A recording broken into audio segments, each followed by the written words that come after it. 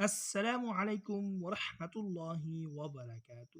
دوستو، پیشاب بند ہو جانے یا پھتری کے مرض کے وقت پڑھی جانے والی دعا۔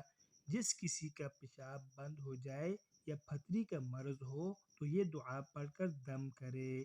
بسم اللہ الرحمن الرحیم۔ ربنا اللہ الذی فی السماء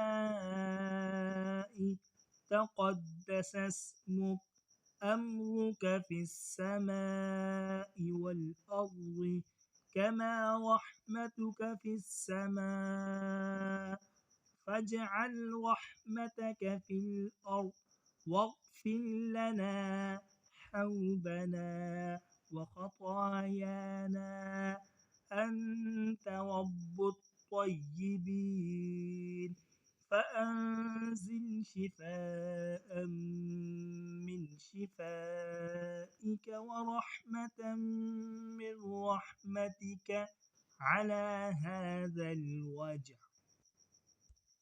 ترجمہ: ہمارا رب وہ اللہ ہے جو آسمان میں معبود ہے، تیرا نام پاک ہے، تیرا حکم آسمان اور زمین میں جاری ہے، جیسا کہ تیری رحمت آسمان میں ہے سو تو زمین میں وہی اپنی رحمت بھیج اور ہمارے گناہ اور ہماری خطائیں بخش دے۔